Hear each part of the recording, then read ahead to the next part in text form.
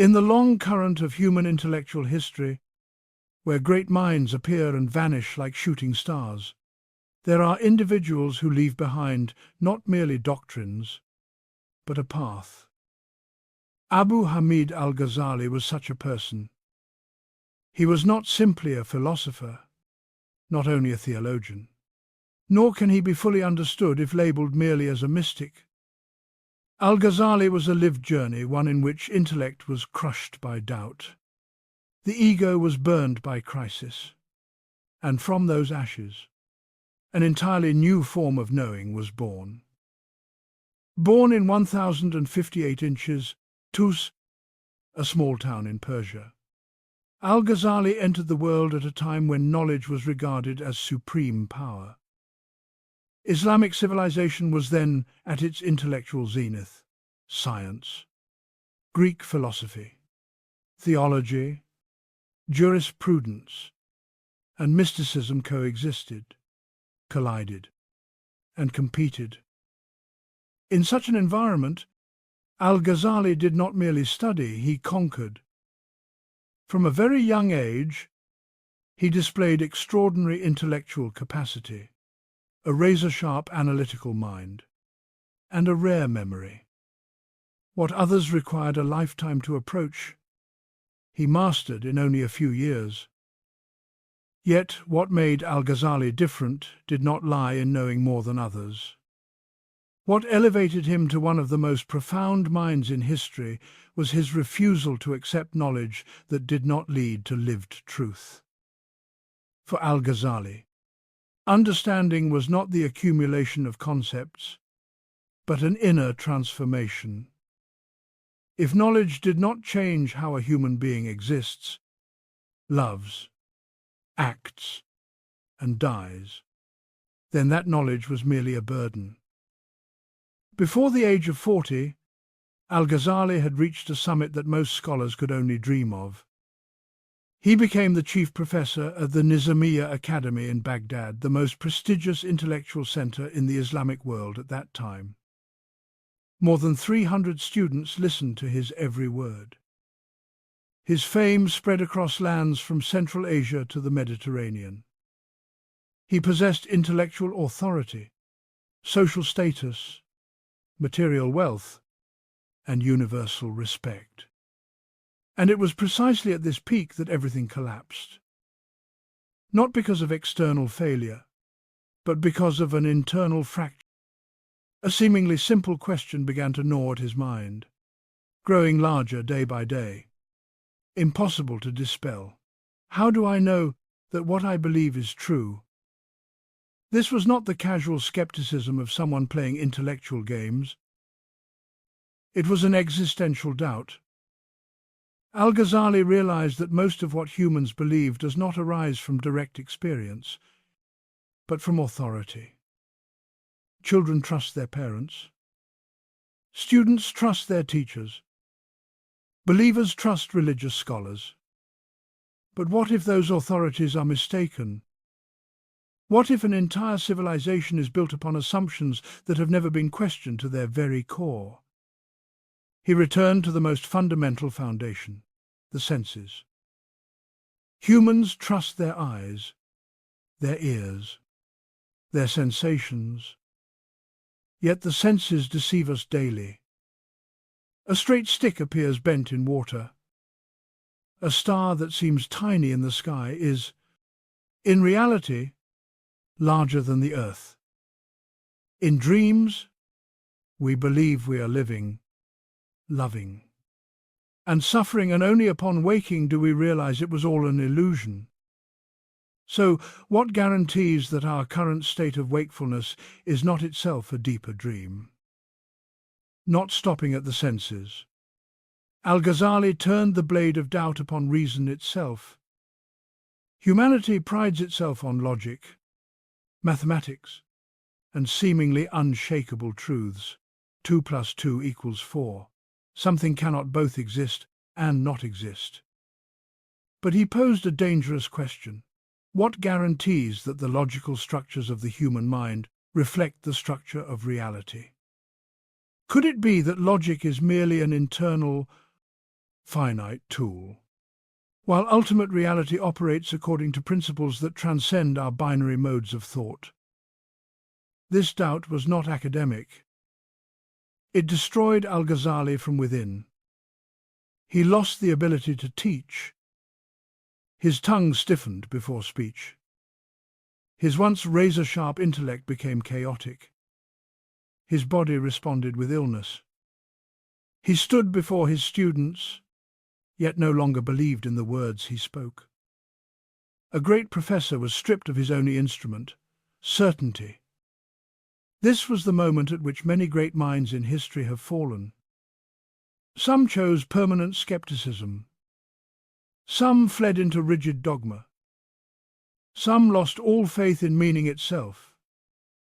But Al-Ghazali chose to go to the very end of doubt. He did not use doubt to destroy truth, but to burn away false truths. He understood that a weak foundation must be completely demolished before anything solid can be rebuilt. And it was precisely in that emptiness that what he called light appeared. This light was not a new idea, nor an argument. It was a form of direct awareness, an inner unveiling that he described as the illumination of the heart by God.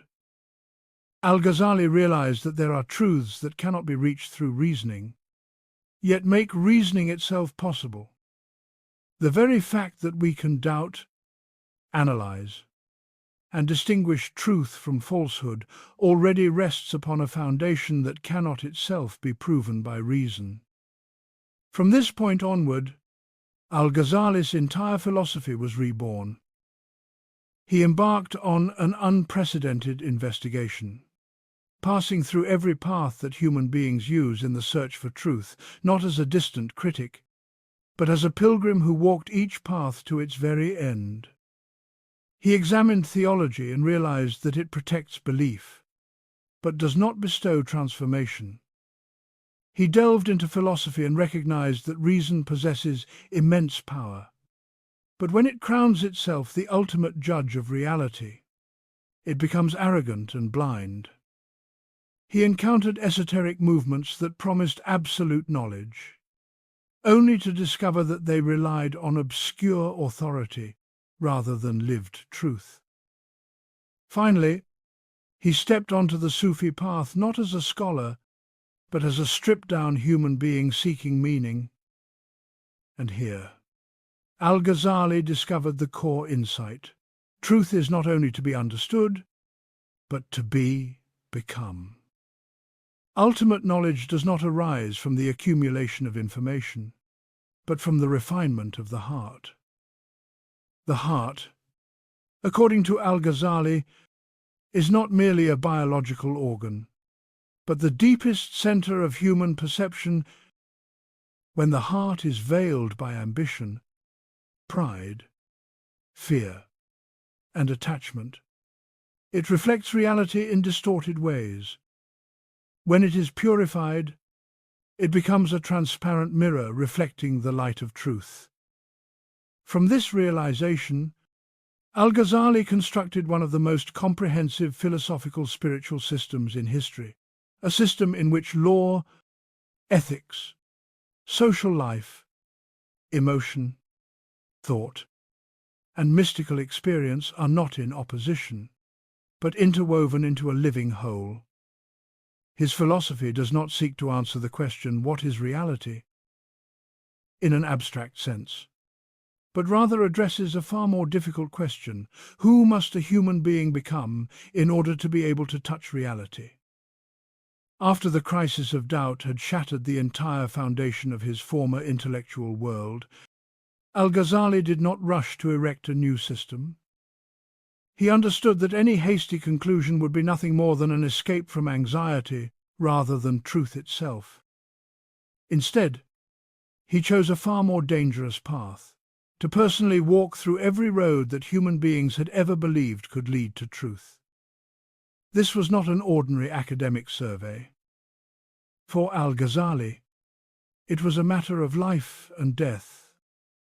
He was not seeking a doctrine to teach, but a foundation upon which to live, to die. and to stand before God.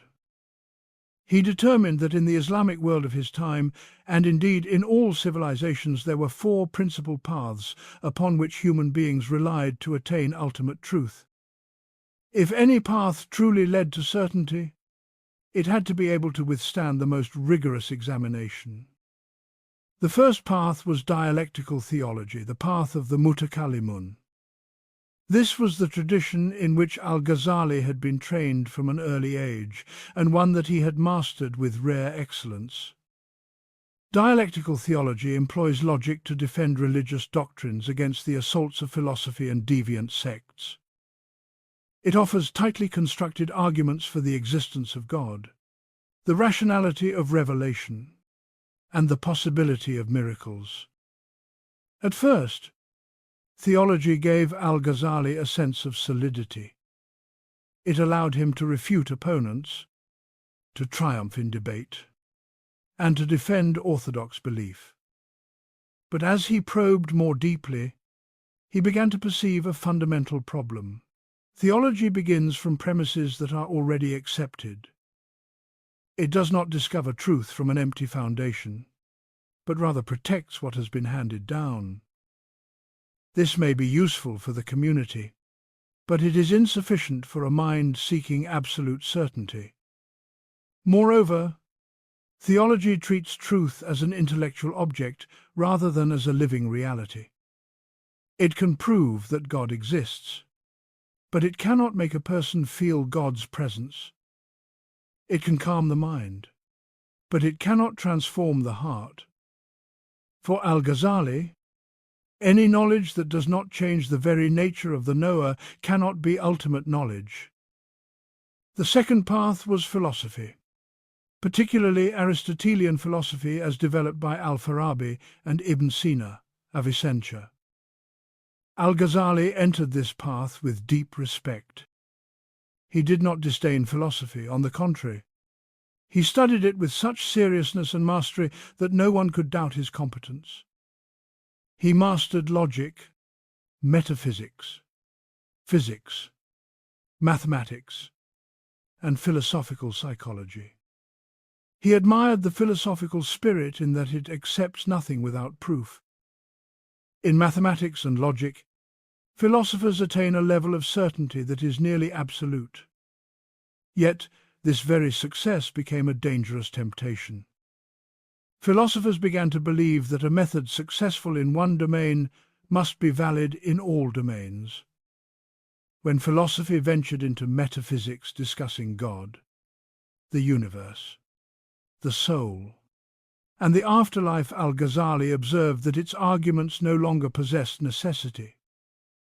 Different schools arrived at contradictory conclusions, yet all claimed equal certainty. This led him to pose a critical question. If the method is reliable, why do the conclusions diverge? More seriously still, he noticed that many philosophers placed reason above revelation, forcing the Quran to be reinterpreted whenever it conflicted with philosophical speculation. For Al-Ghazali, this was not merely an intellectual error, but a reversal of the proper order of knowing. Reason is a tremendous gift, but it is not absolute. When reason appoints itself as the supreme judge of all reality, it exceeds its own authority.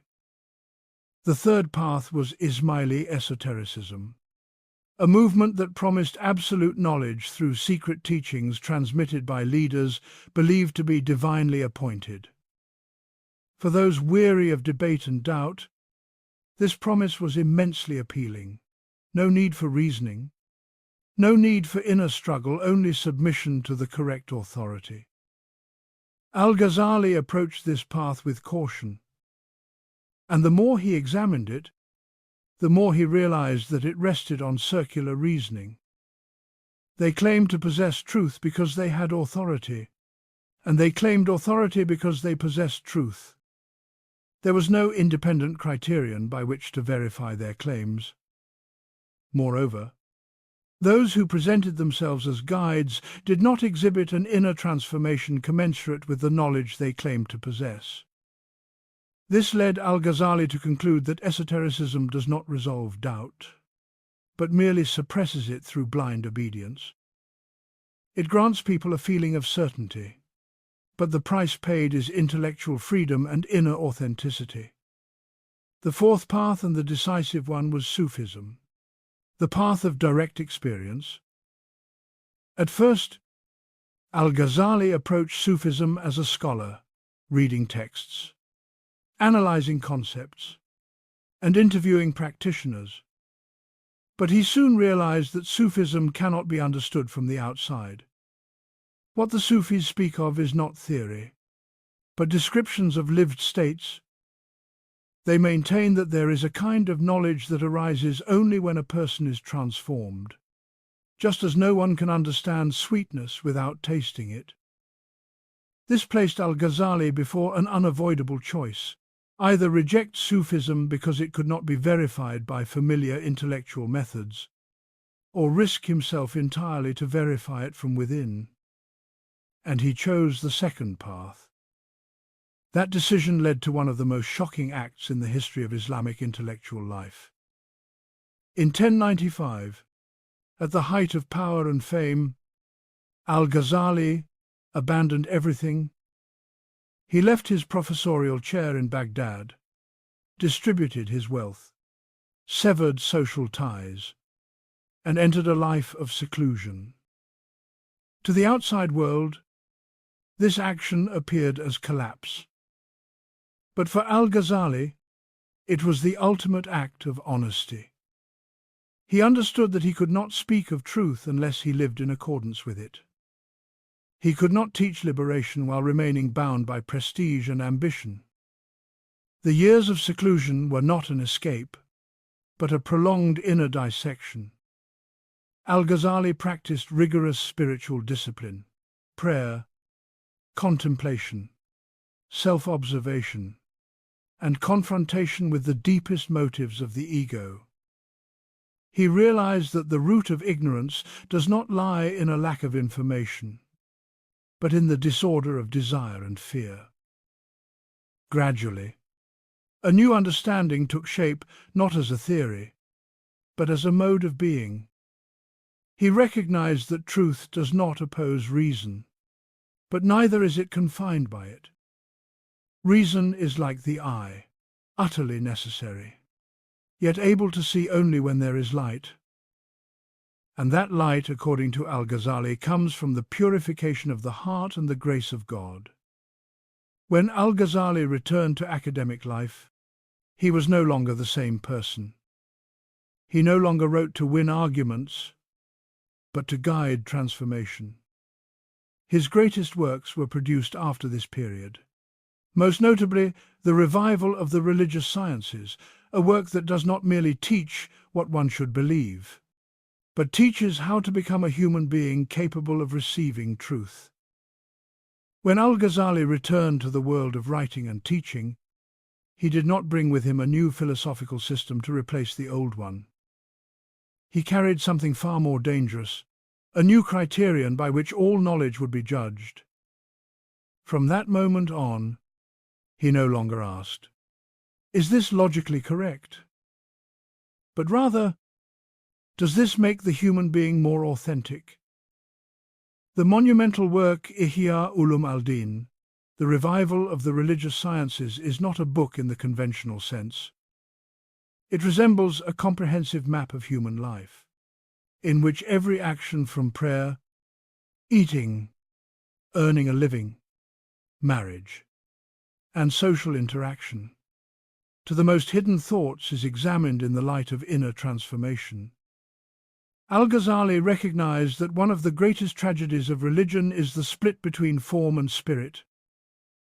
People perform rituals, obey laws, memorize doctrines, yet their hearts remain governed by pride, fear, greed, and the craving for recognition. Religion becomes a moral shell rather than a process of inner rebirth. For this reason, the revival does not begin with metaphysical debates, but with something seemingly trivial: intention. Al-Ghazali insists that the value of every action lies not in its outward form, but in the hidden motive behind it. Two people may perform the same act, praying, giving charity, teaching, yet one draws closer to God, while the other merely nourishes a refined version of the ego. Here, Al-Ghazali introduces a revolutionary insight. The ego has an infinite capacity for disguise. It can hide behind knowledge, morality, asceticism, and even humility itself. For this reason, the spiritual path cannot consist merely in accumulating good deeds. It must be a continuous process of self-awareness, in which one observes oneself with uncompromising honesty. In Al-Ghazali's analysis, knowledge is divided into two fundamental types. The first is the knowledge of the tongue and the intellect knowledge that can be taught, recorded, and debated. The second is the knowledge of the heart, knowledge that arises only when a person is transformed. He does not deny the value of intellectual knowledge, but he warns that if it does not lead to the knowledge of the heart, it can become the most subtle veil separating a person from truth. From this perspective, Al-Ghazali redefines ethics not as a list of rules, but as a science of the soul. He describes the human soul as a battlefield where reason, desire, anger, and the spiritual faculty continuously struggle for dominance. Ethics, in its deepest sense, is the art of establishing inner order, so that each faculty occupies its proper place. Greed, according to Al-Ghazali, is not merely the desire for material things, but a form of psychological dependence when a person believes that their safety and worth lie in something external. Pride is not simply arrogance, but the illusion of control and self-sufficiency. Envy is the pain that arises when the ego compares itself to others and feels threatened. Each vice has its own psychological structure and can only be healed through deep understanding, not through moral coercion imposed from outside. Notably, Al-Ghazali does not advocate the crude annihilation of the ego. He understands that the ego is part of the human structure. The problem is not that it exists, but that it rules. The spiritual path, therefore, is not a rejection of life, but a reorientation, a shift of the center from the ego to a reality greater than itself. In his analysis of the world and causality, Al-Ghazali offers one of his most famous critiques of philosophy, the problem of cause and effect.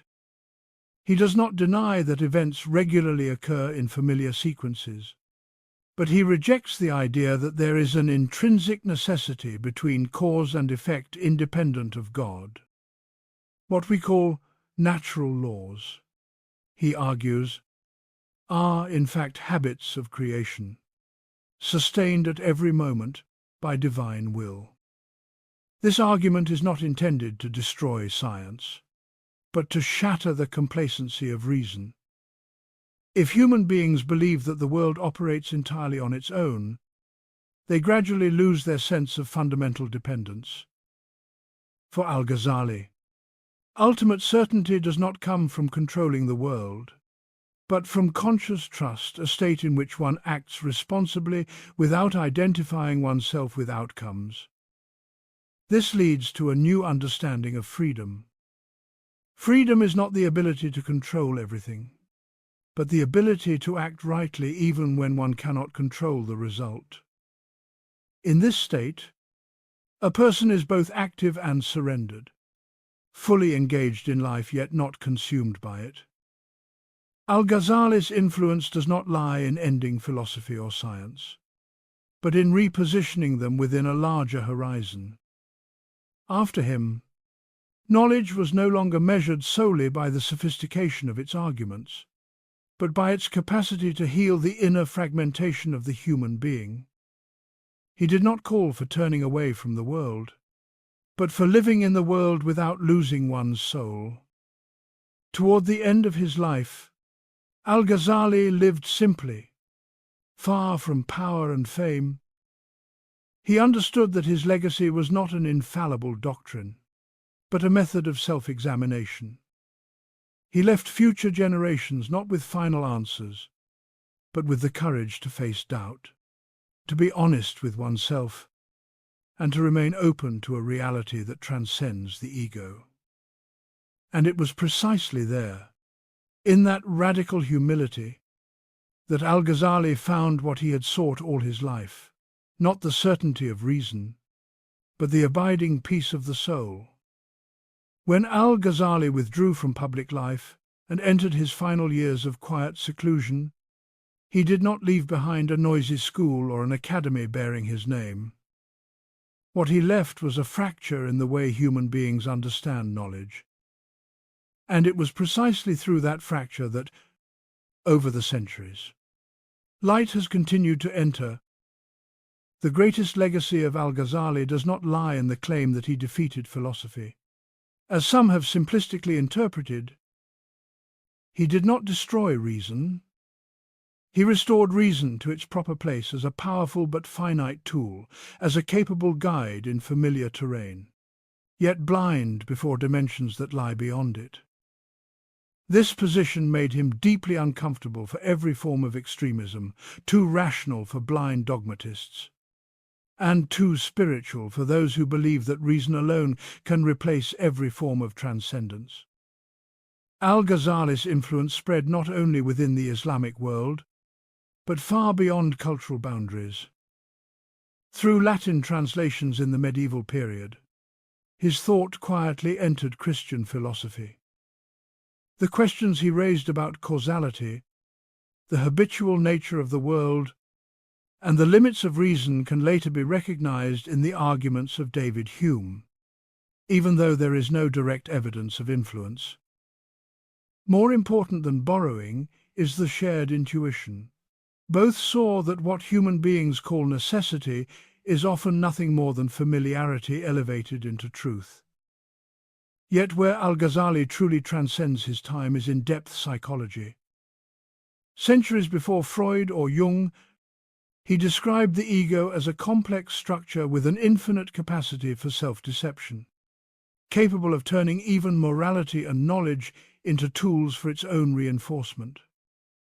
He understood that human beings do not suffer because they lack rules, but because they lack self-awareness, not because they do not know the good, but because they fail to see clearly the motives that lead them to avoid it. At this point, Al-Ghazali stands remarkably close to Carl Jung. Both recognized that the path of maturity is not the accumulation of more masks, but the confrontation with the disowned parts of oneself. For Jung, this was the shadow. For Al-Ghazali, it was the nafs, the lower self, constantly seeking to manipulate even the noblest aspirations. Both understood that transformation cannot occur if the human being remains only on the surface of consciousness. In a modern world obsessed with productivity, efficiency, and optimization, Al-Ghazali poses an unsettling question. If you achieve everything but lose yourself, have you truly succeeded? This question is not moralizing, but existential. It forces human beings to reconsider how they use knowledge, technology, and power. Knowledge, in Al-Ghazali's view, is not neutral. It either leads a person toward deeper humility or drives them into more refined illusions of self-sufficiency. This is what makes his thought especially valuable in an age of crisis of meaning.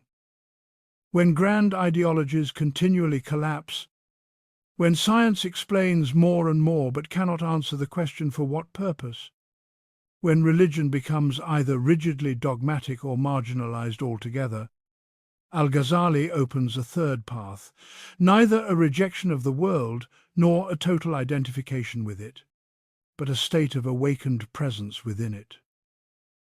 He teaches that certainty does not come from possessing the correct answers, but from placing oneself correctly within the order of reality. The human being is not the center of the universe, but neither is he a meaningless cog. The human being is a knowing creature, and that very capacity for awareness carries with it a profound ethical responsibility. In the final pages of his life, Al-Ghazali no longer argues fiercely. His voice becomes slower, even fragile. He understands that truth does not need to be shouted in order to exist. It only needs to be lived. And his life, with all its crises, renunciations, and rebirths, is itself the proof of this understanding. If there is one final message that Al-Ghazali leaves for people of every age, it is this: do not fear doubt, but do not worship it either. Doubt is a door, not a home. Walk through it with honesty, with inner discipline, and with humility before a reality greater than the ego. Only then can knowledge become light rather than burden. And perhaps, in an increasingly noisy world, Al-Ghazali's greatest legacy is this gentle yet uncompromising reminder: the silence of a purified heart is always deeper than any argument.